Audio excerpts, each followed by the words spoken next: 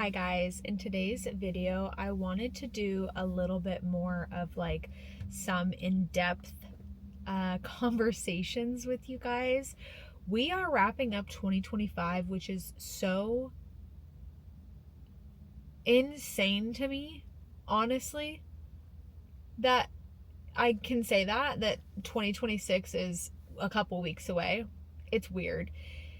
Anyways, as we wrap up the year, I just kind of wanted to look back and just have some conversations with myself and maybe with you guys. I don't know. I just need somebody to talk to, I guess, even though you can't talk back to me. Anyways, I'm about to turn 30 in February. So I have a few videos planned, and one of them that I wanted to go through today is actually 20 things that I learned in my 20s.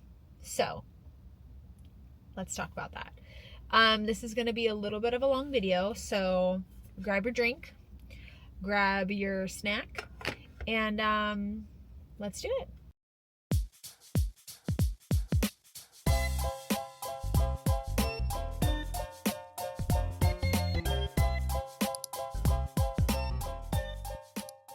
Okay, so none of these are in any particular order. I just kind of wrote them down as they came to me. Like I said, there are 20 of them. So I'm not going to go like super duper in depth into every single one because there is a lot of them. There is 20, but definitely I'm going to tell you why. The first things first, okay?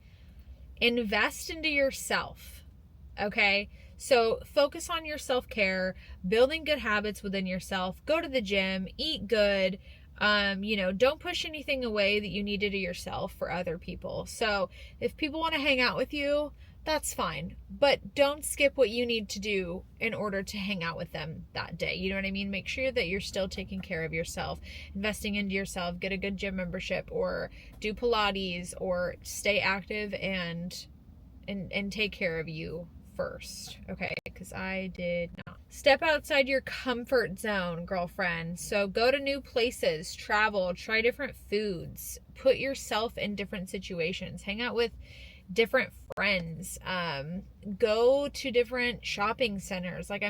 Go try a new grocery store, things like that. Like, don't get stuck going to the same places and doing the same thing, okay? Learn to say no. This was a hard one for me because I'm a big people pleaser. So it is okay to say no, especially if someone is asking you to do things that you don't want to do, or do it before taking care of yourself, whether it's friends or your family. So that kind of goes into like investing in yourself and taking care of you first. It's okay to say no. And just because you have the time doesn't mean that you have to do that, or that you have the mental or emotional availability to do that in the moment. Just because you're free, just because you're like, oh, well, I'm not really doing anything from this time to this time, doesn't mean that you have to do what somebody else is wanting you to do or asking you to do. It's okay to say no. Go to therapy, okay? I wish I would have gone to therapy so much sooner. I love therapy. It's really important to speak to somebody that has like a non-biased opinion on your life, that isn't your brother, your sister, your mom, your dad. Anybody that's gonna tell somebody else that you know these things and use it against you or bring it up later, okay? I love it. I've developed really good coping skills and really good communication skills, especially dealing with anxiety. I have put together pieces of like some of my anxiety back in the day, where I'm like, oh, that was anxiety and I actually had no idea. But earlier this year, because of all the stress and everything that I've been through, I actually developed an extreme panic disorder where I actually thought I was having a heart attack. I thought I was going to die. So that was super fun because I had no idea what it was. And I was going to the hospital all the time and nobody could tell me what was going on with me. And it was literally anxiety. And I think that is what it is. I thought my heart was going to literally jump out of my chest, and I wasn't even doing anything. Like, it was random, and I would wake up at 5 o'clock in the morning and I would be spinning and I couldn't go to sleep, and I was like, what? I don't even have a super stressful life like day to day. It wasn't even very stressful. So yeah, go to therapy because that has helped me. I've developed like different learning techniques for myself and how to take care of myself through therapy. Those friends aren't your friends. Okay, this was on here because this one's big. The amount of people that I've had in my life that weren't actually like good for me or my soul, friends that like root for you, you need to gravitate towards those people. People that want to be successful in their life and people that actually have goals and don't just get super slammed every freaking weekend and etc. etc. Okay, because those aren't your friends. They just want you because you're gonna go get drunk with them. People that like want to go to the farmer's market with you and hang out with you and your kids and go do things that are actually benefiting you in your life and your career and your long-term goals, not just your weekend goals. So they're not really your friends. Be kinder to yourself, okay? Give yourself grace. This is your first time going through life. You don't know what the heck you're doing either, okay? And trust me when I say this, you are your own worst critic. Nobody pulls me down harder than I pull myself down. Not a single person. No. Anyways, I'm horrible to myself more than anybody is, and I shouldn't be because I'm figuring it out and I'm not perfect. So be kinder to yourself. I think it's important that you believe in something. I really do. So whether you believe in him or not, I feel as though like it's important to find something to believe in. Okay.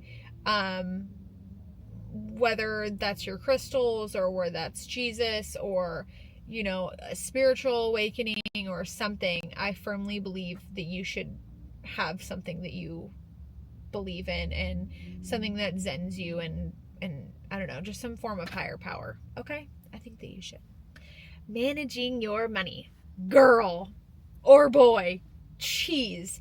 The amount of money that I had back in the day that I didn't do anything with or travel with or set aside or save, or the way that I just totally effed up my credit, super fun.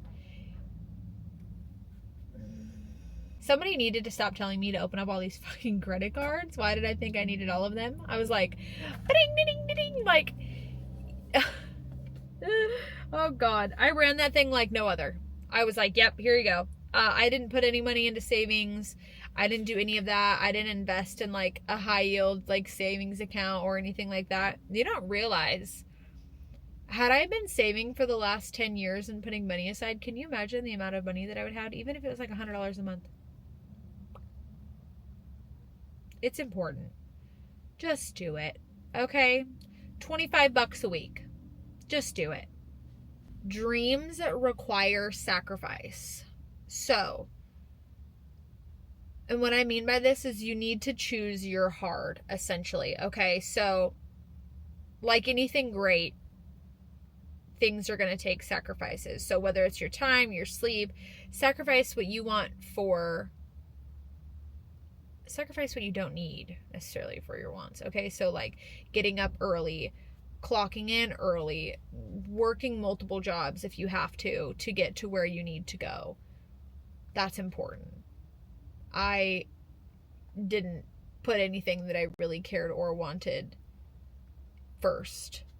I put my kids first, and they are still very important to me, obviously, but I really, throughout my 20s, didn't think about my career, or I went to beauty school, but I didn't get licensed right away, and I just made a lot of excuses for myself, and I should have done a little bit more with that. Which, speaking of, it's okay for things to not work out, okay? I've had several salons in my time. I've had certain things flop, and that's fine. That's okay. There's so many things that I started that didn't work out, and I beat myself up over it. But certain things don't last forever, fortunately. So it's okay for certain chapters to close, and it's gonna suck, and it's gonna hurt, and I still think about, you know, like my space all the time, but it's okay for things not to work out. Learn a new hobby or skill, like cooking or sewing, something that you love to do that doesn't make money. I mean, it can make you money, but like really keeping it as a hobby. Something that's like not being on your phone, okay? Because that's not a hobby. So whether you bike or hike or sew or, draw or get creative. Do something that's engaging your mind and or your body that isn't you being stuck to your phone. So find something else to do, and be creative. Get crafty. Have so much fun. Make photo albums. I don't care what you do. I think having a hobby that doesn't feel like work is super important. This one says everything is not about you. And while yes, this is your life and your life is about you, there's certain things that people are going to say about you and have opinions on you, and that is not about you. Okay? So I know that was probably a mouthful, but a lot of what other people say about you is actually a reflection of them and what they think and their opinion towards you, and that might not even be actually who you are. So I had to deal with a lot of things that people were saying about me, and I've gotten really good at just brushing it off because I really don't care. But don't take that personal. I have a specific relationship with somebody where I'm okay, that's just how you are. You think I'm that way, and that's fine. I know how you are, and that's fine. You have your own opinion on me. I know who I am. I know what I stand for, and I know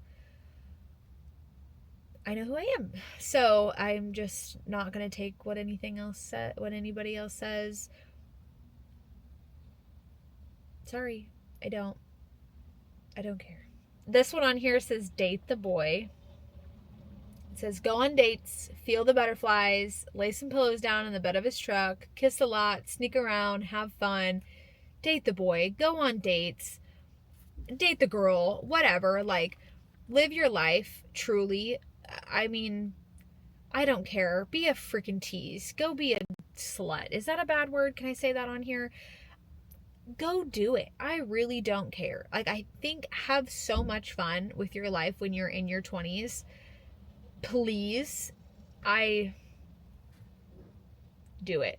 Who cares what anybody says? Start a box of memories. I might just be a Pisces and I do this, but I have a bin that I keep a lot of tickets from photo booths or birthday cards. Those things are just cute little keepsakes to me, and I think it's super important to hold on to some memories and look back on. There are certain things I have with people that I'm no longer friends with, but I still love looking back on them, or vice versa. Maybe I'm not friends with this person for a while and then they come back into my life and I still have this. I went through a really bad phase where I just freaking threw everything away, and now I don't think I have a single picture of me from 14 to 18. So it is what it is. Speaking of photos, take photos and videos, okay? They really speak for itself. Time goes by so fast. What I'm making now is going to be a different time in my life next year. And maybe just I have kids, so I love taking photos of them and looking back on their old photos and them as babies. I just cry about it.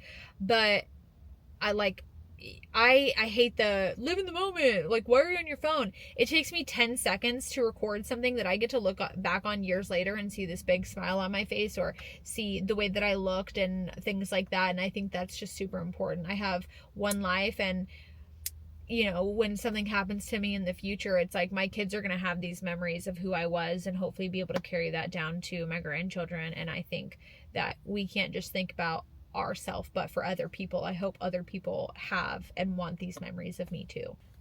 I'm kind of laughing about this one, but this one says don't want to grow up. It says life goes way too fast, especially now that I'm a mom. In my 20s, I always wanted to be the next year older, and I feel like I never appreciated the age that I actually was. So valid.